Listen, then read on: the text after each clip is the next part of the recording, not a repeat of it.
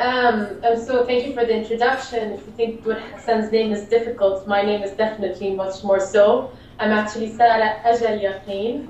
I'm speaking right now from Brazil, from northeast of Brazil, state of Pernambuco, Recife.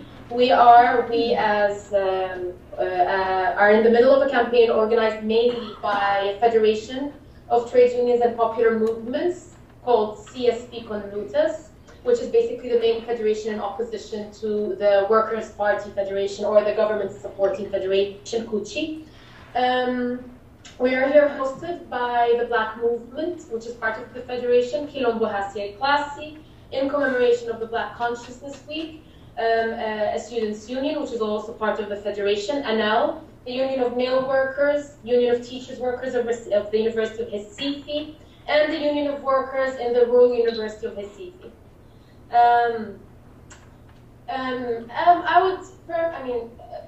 Nader and everybody do it, and everybody else, I didn't have the chance to hear the previous, what others in this teaching had to say because I'm Skyping, clearly. But I'm sure they more than sufficiently went over, and very beautifully, as you just heard from Wudu, and very passionately, the dynamics of the Syrian Revolution, its location within a more regional context, the different organizational structures of dual power that have surfaced all along the revolutionary process, the revolution's fifth column, counter-revolution, imperialism and the revolution, and so on. What I'd really like to focus on, perhaps briefly, is try to present an axis by which we can historicize and hence politicize the seemingly perplexing phenomenon of the left's capitulation to the Assad's regime, or even its ardent vociferous support. And then end with a brief description of our efforts here in Brazil as part of LICI, or the International Workers' League. And I'm saying this, and I think this debate is important. I think we, all of us from the left, who identify part of revolutionary Marxist organizations or identify as leftist individuals, always feel the need to preface our alliance with the Syrian Revolution, to preface our identification as Marxist with sort of a sorry, in the sense that I am not a Stalinist, I am not with the Ba'ath Party, I am not like the Syrian Communist Party, and this is what I am. And this is perhaps indicative of a general crisis, not of the Syrian Revolution itself, ironically and interestingly, but of the situation of the international left. And this is where it gets a bit disappointing, because while traditionally Marxist categories refer to historical materialism, refers to very simple categories of class analysis, a class characterization of the state and of the revolutionary movement, the debate in the left has often been very superstructural with regards to the state's foreign policy or the rest, and has totally obliterated any class category of analysis within not only, of course, the Syrian Revolution, but the Libyan before it, and rendered Gaddafi an anti-imperialist martyr, and Bashar al-Assad an anti-imperialist hero, hopefully a martyr soon. Of course, we've heard a lot of articles were lamenting the bankrupt politics of the left with regards to the Libyan Syrian Revolution, and a lot of those who are participating on this table also have written a lot about it through blogs, through Facebook, given talks about it. But I mean, very important question to ask is which left, or what left, instead of a sort of an ideologically laden counter rant that has been developed, I think, specifically by liberals and right-wingers. Failing to refer to clear categories of localization, programmatic categories that more contributes to a historicization and personalization of the debate, using the left or turning the left into sort of a demonic evil with no need for clear, tangible characteristics that could be clearly, as all these tables before me have shown, be debated and defeated using logic and historical materialism, which is what the left claims to defend as a methodology of analysis. The left as a general category is perhaps not a Marxist category, it's a category of the French Revolution. More recently, it's been a very relational concept, right? Obama is to the left of Bush. But in fact, it was, and we tend to forget that, referring to, it was a very spatial concept of the National Assembly of the French Revolution, to the Jacobins, who, in the end of the day, supported and worked for the the dominant ruling regime and the possibility of a new society being born in the context, of course, of bourgeois revolution, different class nature and constituency of the French Revolution. But then the left, as it started, was a category who radically defeated the overthrow of the regime and radically believed and practiced the revolutionary possibility of the birth of a new society. We enter the 20th century, and perhaps the most coherent expression of what is understood as the left is Marxism. But not only because Marx built on the legacy of the French Revolution, but above all, because Marxism as a methodology of analysis is radically committed to that which the French revolutionaries before him, the Jacobins, were also committed to the radical transformation of society from below. What makes Marx different from the Jacobins is, of course, well, it's not a doctrine of the 18th century, but also centered on the overthrow of capitalism and the overthrow of the state. And this is what I directly center on as not the only axis by which we can use to sort of differentiate, use as a watershed amongst which left. But it's a very important category, not only Marx's conception of the state, which he developed, went to develop beyond and much more coherently away from the Communist Manifesto, but in the 18th of Brumaire, where he expresses in a very concrete manner, very precise, definite, practical, and palpable, that which is the chief and fundamental point in Marx's theory of state, which is, in a sense, that while most revolutions have went out to strengthen the state, the most important part of previous revolutions perfected the state machine, and I'm quoting, were effectively broken and smashed. And this, of course, has been articulated in different forms, but especially expressed by what's called evolutionary socialism by Bernstein, rather than a revolutionary socialism that overcomes capitalism through a revolution and essentially topples the state. Back to the Arab Revolution, specifically the outbreak of the Libyan Revolution and of the Syrian Revolution, different sectors of the left actually varying from not only the Stalinists, which is sort of the more traditional, easily pointed culprit, but even the liberal left. And I've only recently had a debate in Beirut with Noam Chomsky, was ardently against the overthrow of the regime by the force of arms, by weapons, and by revolutionary violence. Many share this position even from the Trotskyist left. Even though it's almost assumed that Assad Abu Khalil every now and then jokes that they're only the jihadists and the Trotskyists who are supporting the Syrian Revolution. But even the Trotskyists that sometimes puts forward this debate. Given the debate on the class character of the Syrian state is settled, as a bourgeois state, a capitalist state, a pro-imperialist state, and given that the class character of the Syrian Revolution is also settled, a mass popular uprising objectively, even if not consciously, against the capitalist state, a capitalist dictatorship, yet there are those who claim to come from the tradition of the Jacobins, the tradition of Marxism, denying not only a revolutionary title, and hence you all know the ridiculous and ongoing debate up to today, after 2 years and a half, whether it could be given the sort of honorary title of being a revolution or not, but to deny revolutionary arms, the right to take advantage of inter-imperialist rivalries and demand arms even from imperialist states, and even go to the extreme of supporting Assad. There's something seriously wrong here.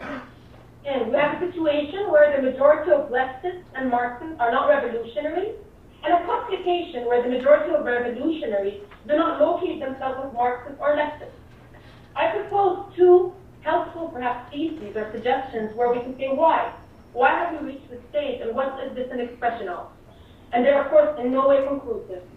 The first is actually the weight of the bureaucratic apparatus of Castro-Chavism in Latin America, but of course its influence on the global left, the world left, and of course Stalinism, which are not necessarily mutually exclusive. With regards, how much more time do I have? I want to have with my mistakes.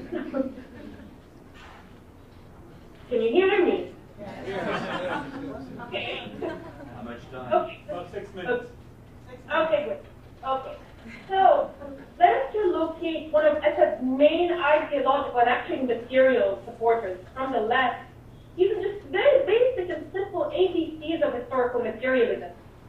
Chavez, the late Chavez. In the same way that there can be no debate on the class nature of the Syrian state, even though like Ted Graham somewhere says it's the working class state, but that's clearly ludicrous. There's similarly no room for debate on the class character of the Venezuelan state.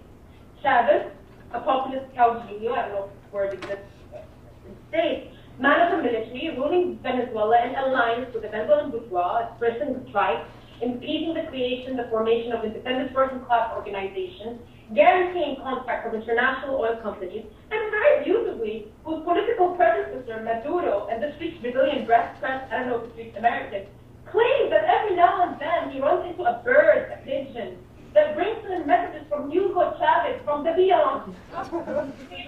And this statement, the difference with this, with regards to the class nature of the Venezuelan state, is in fact an illusion. And not only an illusion, but Castro Chavez is in fact an ideology that obfuscates reality, which is that Chavez's support for the FS regime is class solidarity. It is solidarity with a bourgeois state that has strong commercial ties, with, and it's also connected to ties through Iran, through Russia.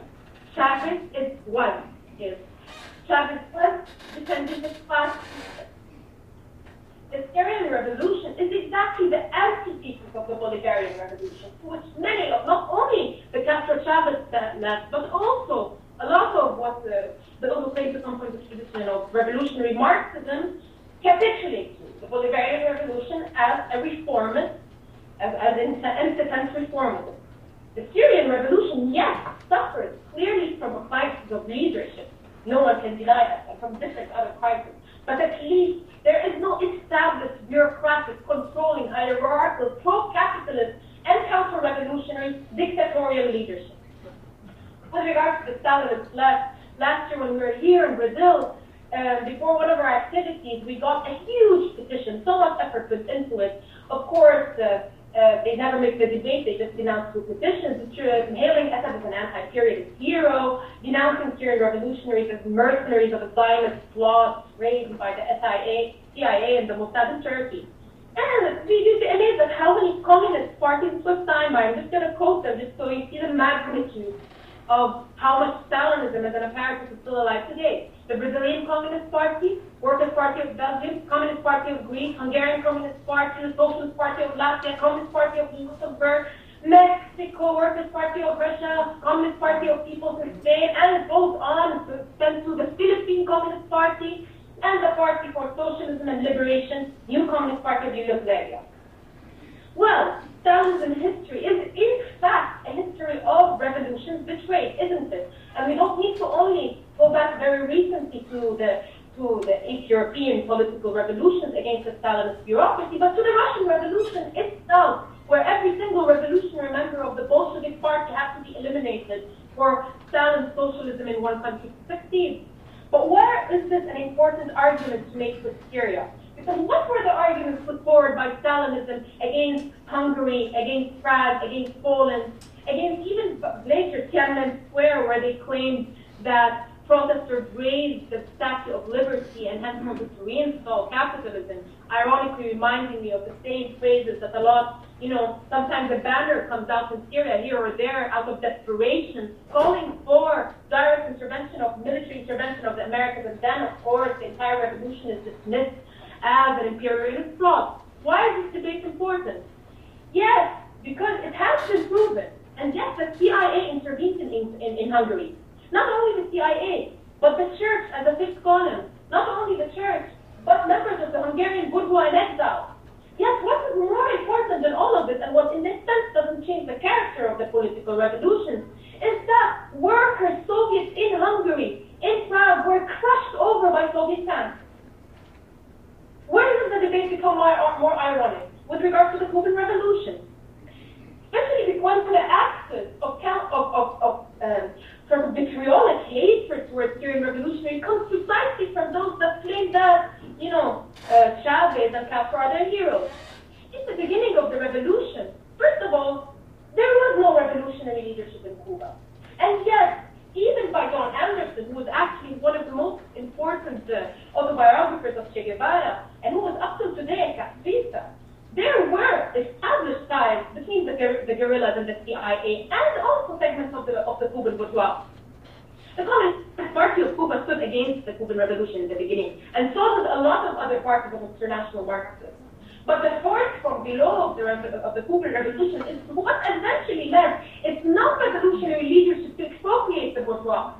And ironically, unlike Stalin, which had to eliminate all members of the Bolshevik party, the very same leadership that expropriated the bourgeois reinstated it today in Cuba. And it not only was pro-Soviet tanks crushing press going into Prague, but is today defending Assad's regime. What are the similarities that we can draw? There are mass revolutions between the East European rebels and today, in Syria and in Libya. There are mass revolutions. There are defense of imperialism, CIA, Al-Qaeda, as it's called.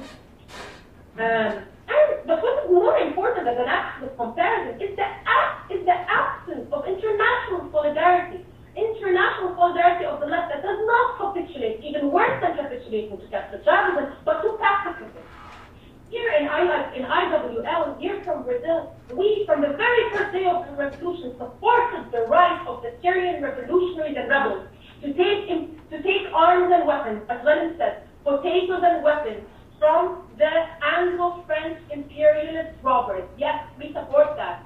It is a tactic, it's not a strategy. When there is a radical revolution overthrowing the state, subconsciously, yes, but objectively is, and even if sometimes the expressions of this are in fact counter-revolutionary, such as its expressions in the form of sectarianism, but in fact it is one of the most radical revolutions that we are seeing right now. And it is left isolated. And many of us here, many before my talk, have mentioned, and this is the feeling all of us Syrians and all of those in solidarity with the Syrian Revolution have, but in fact not only is it is being defeated, but who are we to blame? And this is the question here. When the Soviet Union decided to go to Prague, 90% of the Argentinian communist youth broke with the Argentinian Communist Party. They used all over the world, not in solidarity with the political revolution of Hungary. Where is this youth today? And this is important because it's not only, as I said, the capitulation to the left to such regimes, which is beyond being explained by the strength of the bureaucratic apparatus of both Stalinism and Stalinism, but what I'm suggesting today is it's not really Fukuyama who declared the end of history. It's the left. The left declared the end of history.